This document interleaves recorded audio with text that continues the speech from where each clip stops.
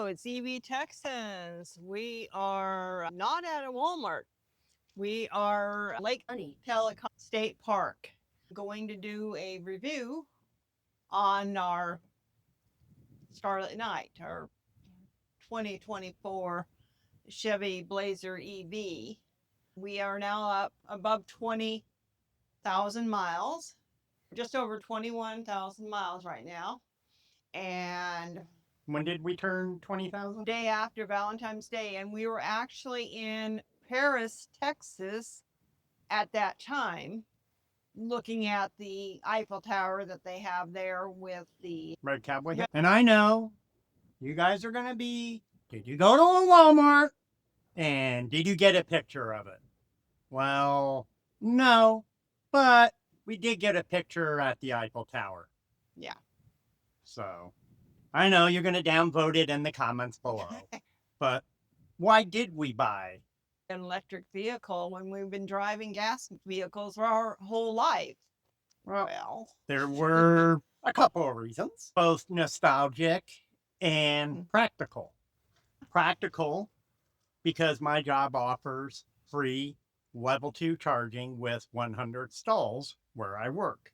The other was nostalgia because my father used to have a 1980 Blazer Silverado that was red and white. The four-wheel drive, I think they called them, was it K5s back then? And had the 5.7 liter V8 with the granny gear, so it got terrible gas mileage.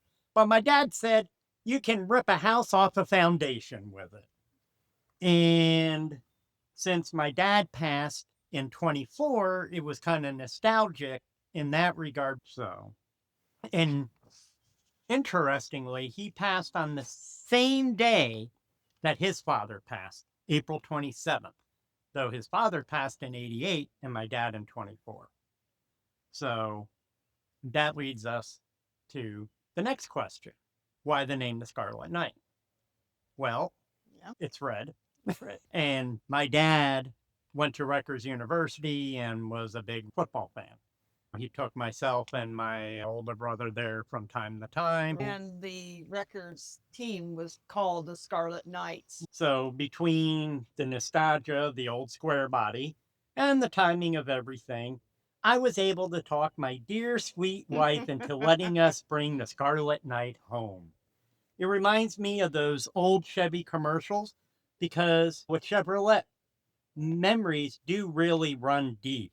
I still remember riding in the very back in the old square body where he had the roll bar. No seats. My brother and I would sit back here sometimes with Mac, the dog, Brittany Spaniel. Can't do that today. And I remember this may have been the first snowstorm after he got it.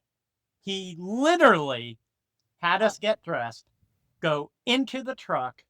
He drove us to, I think it was Sunnymead Elementary School. Literally parked in the parking lot of the school, turned on the AM radio, and listened to the reports that schools were closing. And then Hillsborough Public Schools are closed today.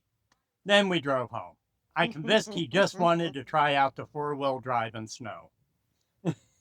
And now we have Kathy's Corner. At first, I had the usual thoughts of someone who had never owned an electric car. Yeah. Living in an apartment, I wondered how on earth we charge it. But being married to the world's most loving and thoughtful husband, I in no way helped AI write this. he recommended we could use the free charging at work. Of course, it does take 10 hours to go from 10 to... Now, to make the night truly mine, he added Featherlight hand controls so that I could drive it, since I no longer can feel my right foot to know whether I've got my foot on the brake. Right. And what I'm going to do right now, I'm going to take the camera. I'm going to show them the hand control. And if you want to go over some of the differences between Black Betty, our previous Ford Escape, a gas car, hand controls, and this one. All right, so on my hand controls, When I come in and start the car, I've got a little blue light that pops up. In order to activate, once I hit that blue button, this pedal is totally worthless. It's worthless. You can't do anything with it.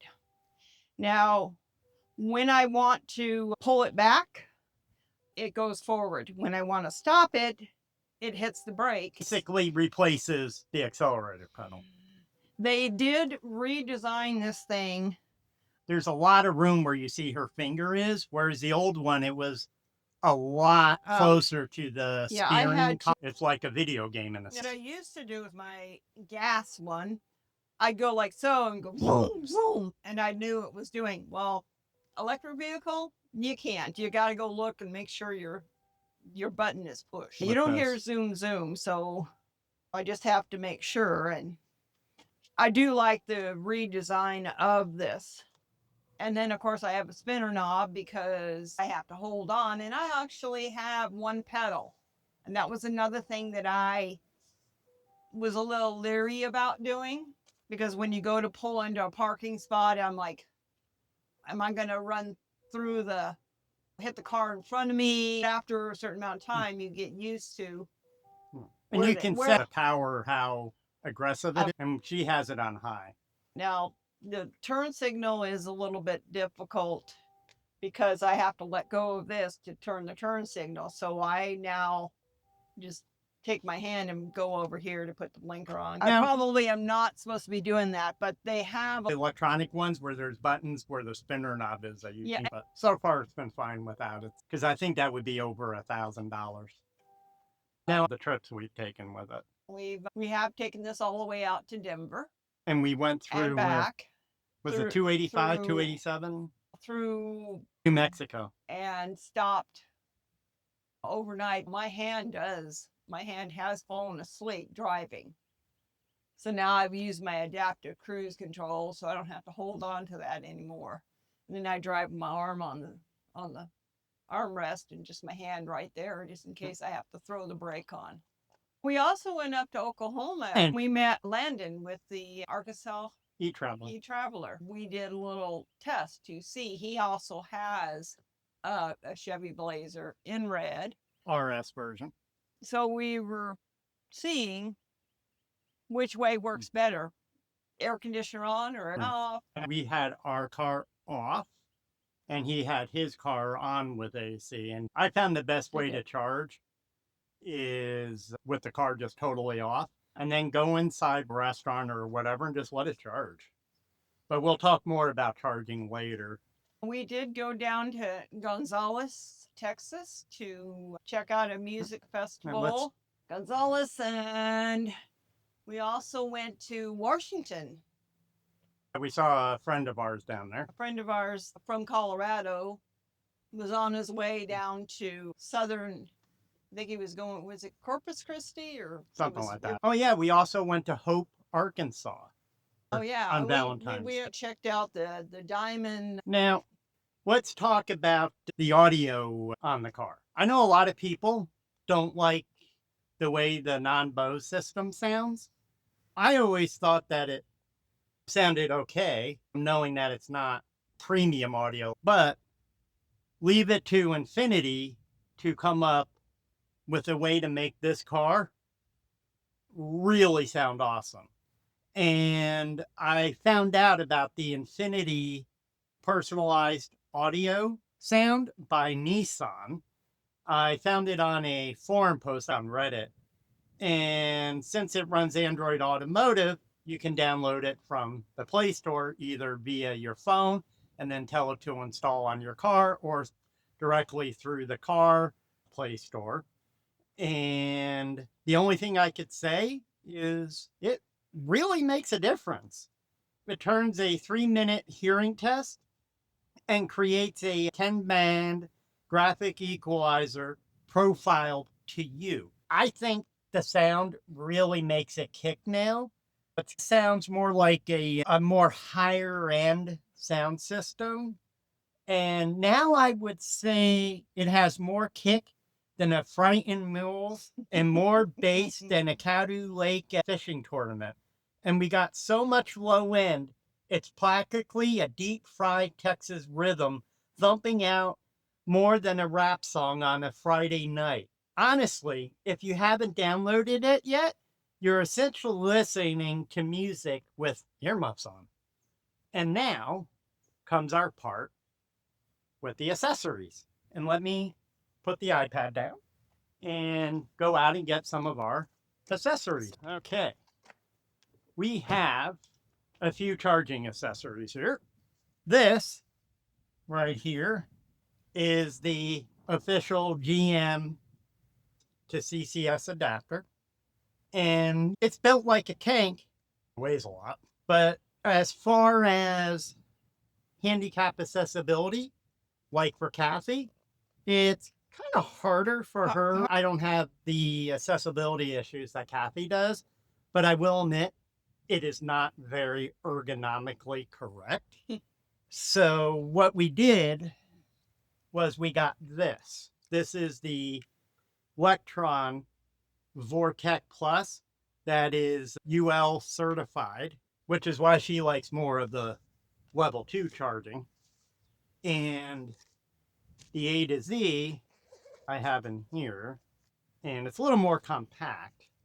The reason I like this one is, let's say you're going to leave it overnight, you're at a hotel, you can lock it with this key right here, and then it makes it harder for them to pull this out for the adapter. Now, we haven't had any real major issues with the car. We are running Hanuk Ion Evo SUV tires on there, and we've had replaced the originals maybe 2 months after we got it. They came with the Bridgestone Alenza tires on there, and now we're at 21, and they look to be holding up pretty well. Now, for the car, back to the charging thing. As you know, this car has 10 battery modules in the battery. In order to get the full DC fast charging, you need to take it to a 250 or higher DC fast charging place, like the Tesla V3, V4, or like EVgo or Electrify America chargers, 150 to 155 charging rate. So, and also don't forget to precondition. That'll help. Now, we've had a couple issues. If you ever get an error like the OnStar is red for the telematics unit, basically just turn off Wi-Fi and all internet services, give it a moment or two, turn it back on, and it'll be fine. The other issue that we've had to do with getting updates. Right now, we're stuck on 652.10, and there's already 652.20 and .40 all released roughly a month or so after each other, and they started with November with 653.10, December 653.20, and January 653.40. And the .10 release has HAVAC and one pedal drive fixing. And the big one is the UI overhaul and critical fixes to future OTA reliability issues. So I took it to a local dealer who updated the telematrix module, and I specifically said I want to make sure that the radio update is completed on it. Well, they told me, oh, you have the latest OTA. We go in the car, still on 652.10. So I ended up calling OnStar. They're saying, oh, it's not available for your VIN. And I'm like, supervisor, because here it is. At that time, it rolled out in November, and I called them in February. So that should have been more than enough time. So I'm not very happy about that. Now, that's really the major issue that we've had with the vehicle, was getting the software updates. The verdict, we went from roughly 3,465 miles where we bought the car on. We paid 35. The first owner paid, I want to say about 60. Yeah. So they're the ones that took the massive hit, and they only had it about 4 months or so. And we just want to give a huge shout out to the community, to the viewers. So we also, as you can see, put tint on the window, and we went to Tint World. We got the darkest that you can allow, but we could still see out from inside. And then up front, we have a clear heat film because it gets so hot here in Texas that even the dash cam falls off. Then we put a new 329S camera in for a dash cam that supports SSD with a battery pack. You have anything to add, honey? Yep. So we're going to go ahead and wrap this up. I know our review wasn't as great as Landon's, but he did a pretty good job on his. So we'll see you guys later.